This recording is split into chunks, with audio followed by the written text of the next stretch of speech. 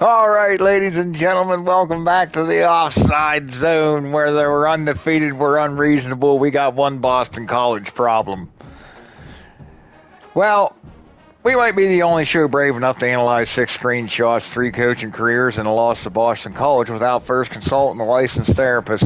We're checking in with 3 familiar faces here: DeMarcus Jenkins and number 13, Northern Illinois coach Nacho Rapot, and number 11, Sac State, and Levi, the Keystone Cowboy Duke, and number 15, Tulane.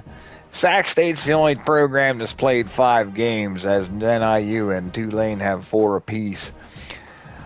Let's see how these programs are shaping up, shall we? DeMarcus Jenkins and number 13, Northern Illinois, sitting at record 4-0. Results: Wyoming 35-0, Ball State 30-16, 13-10 against Illinois rival that embarrassed them last year. Ball State also embarrassed them. They got their rivalry trophy back.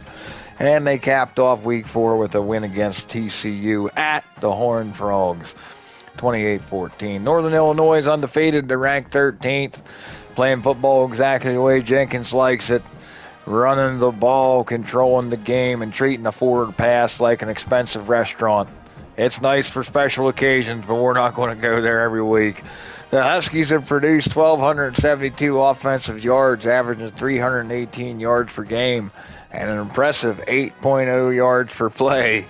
But the identity is unmistakable at 999 rushing yards, 250 per game, 11 rushing touchdowns, just 273 through the air, and 2 passing touchdowns.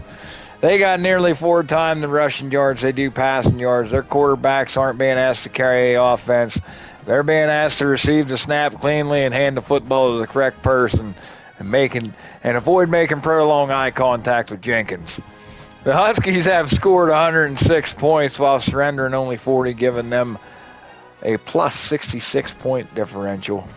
That 13 win over Illinois proved they can survive an ugly street fight. They went to TCU and won 28-14. Proving that Illinois' game didn't damage their offense, it merely caused a temporary buffering. NIU's physical and efficient, extremely comfortable without winning the modern passing statistics. Jenkins has essentially built a 2020s college football program powered by a 1978 operating system. Somehow it's working out beautifully. Moving on to Coach Nacho Report. Coach Nacho Report, number 11, Sac State. They're sitting at 5-0. They got results over Boise, 35-3. They went into number 1 Washington at the time and blanked them 28-0. Let that fester for a minute. UCLA, they won at UCLA 31-3. Nebraska put up 7 on them. That was the most on the year so far. They won 23-7, and they went to Eastern Michigan 49-3. Good Lord, Sac State isn't playing a schedule. They're playing processed opponents that have been through the wood chipper. Hornets are 5-0, and every victory's come by at least 16 points. That win on the road against number 1 Washington, being a shutout, and visiting UCLA and only allowing 3 points, and traveling to Eastern Michigan and allowing the same. Coach Nacho doesn't take those victories for granted. But, you know, whenever at the end of the game everybody goes into the victory formation, it's the best formation in football. They asked Eastern Michigan if he could go into the victory formation during the national anthem, but the university wouldn't let him. Sac State scored 166 points and allowed just 16, creating 150-point point differential through 5 games. Offense has rattled off 1,559 yards, 311.8 per game, 8.3 per play. 1,079 passing yards, 215.8 per game, 10 tutties through the air, 480 on the ground, 96 rushing yards per game, and 7 touchdowns. Unlike NIU, Coach Nacho is attacking through the air. The Hornets have already nearly 4 times NIU's passing yardage, with a balanced enough rushing attack to punish defenses for selling out against the air. Headline is a scoring defense, just 3.2 points allowed per game. Opposing offenses have combined to score fewer points against Sac State in 5 games than Boston College scored against Tulane in 1. Oh boy, that is a hell of a statistic. That wasn't necessary to mention, but oh boy. Anyways, hopefully the coaches are taking that in good stride. Sac State looks like the most complete team of 3 programs right now. The resume includes a ranked road shutout, 2 more power conference victories, 4 games along. Allowing 3 points or fewer, Nacho isn't just cooking. He shut a restaurant down and said the kitchen's his. That leaves us Levi, the Keystone Cowboy Duke, number 15, Tulane. They're sitting at a record of 3-1. Middle Tennessee, 38-10. Let's see here. Let's get down. We'll let Sac State sit there for a little bit. Levi, the Keystone Cowboy Duke here. Middle Tennessee, 38-10. Washington State, 35-6. Boston College, the lone loss, 36-35. Oklahoma State 35-23. Tulane is the only one of these teams with a loss, but the Green Wave was also running the most explosive offense of the group through 4 games. Tulane's recorded 1,596 yards, 33.99 per game, 10.7 per play, 1,079 rushing yards, 269 per game, 12 rushing touchdowns, 517 passing, 123 yards per game, 7 passing touchdowns. Yes, you read that correctly, 10.7 yards per play.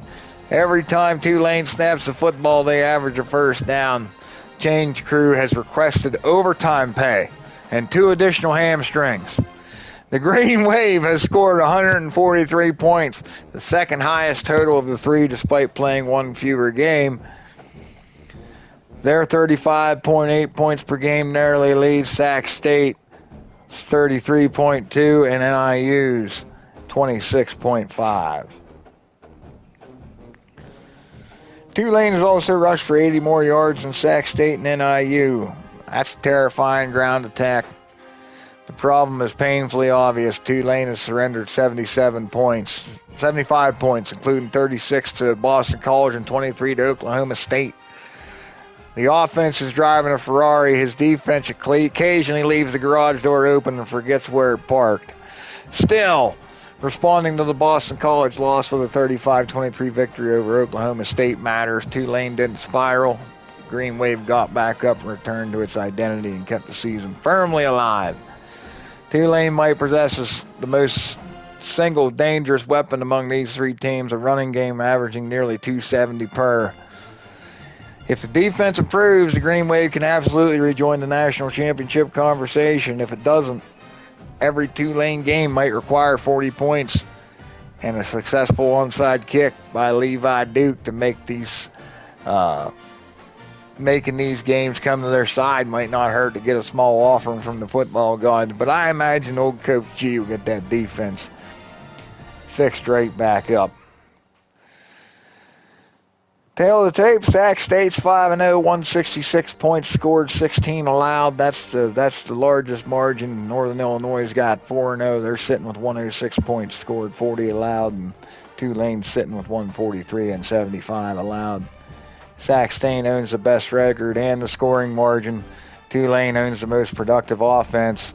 NIU remains undefeated with the purest ground first identity. Collectively, these coaches are 12-1, and that lone defeat came by 1 point. Not a bad opening month for 3 men that continue to treat the transfer portal like Facebook Marketplace. What does the offense say about you? Well, DeMarcus Jenkins, your offensive personality is a pickup truck with 280,000 miles on it. It ain't flashy, and the radio only picks up 2 stations. Something rattles when she turns left, but every morning she pulls anything you attach it to and has never once needed 300 passing yards. Coach Nacho's offensive personality, buddy, you're a food truck with no posted foods prices. Everything smells incredible. Nobody understands exactly what's happening inside. And by the time the opponent realizes they ordered the wrong thing, Sac State's ahead 28-0. Offensive personality for Levi Duke, a stolen airboat moving through downtown New Orleans. It's loud, it's fast, and absolutely not obeying the normal traffic laws. It might reach the destination. It might enter somebody's living room. Either way, you're watching. Offside zone insurance report. Every contender needs proper coverage. Northern Illinois, they got the policy they need. Forward pass emergency coverage just protects the Huskies in the unlikely event that somebody puts 11 defenders near the line of scrimmage and Jenkins is forced to acknowledge the existence of his receivers. Sac State, policy needed. Scoreboard replacement protection. After outscoring opponents 166-16, repeated use of the home score digits may cause premature mechanical failure. And the policy coverage needed for Tulane is defensive fire and flood coverage. The offense is fully insured. The defense, however, currently has a deductible of approximately 30 points. What's next?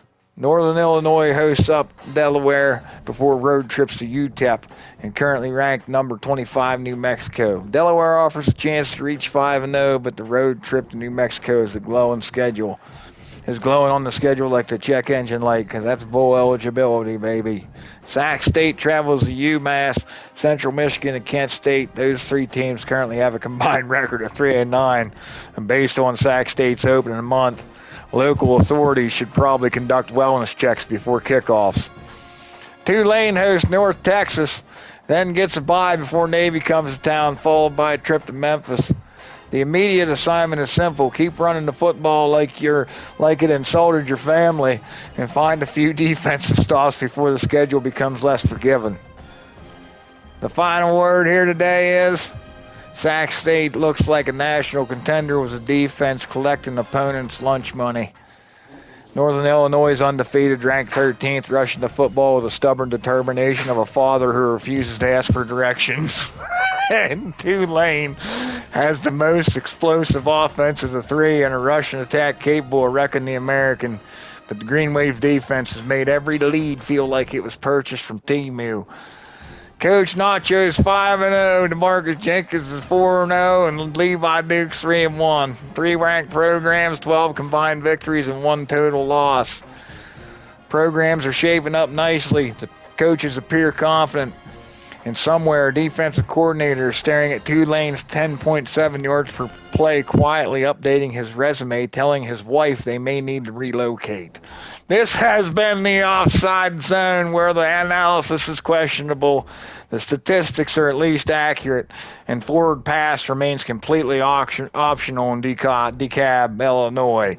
You all have yourself a great afternoon and an even better evening. I'm your man, Flathead Willie. This is the Offside Zone on the Pine Tar Sports Network, and we're out.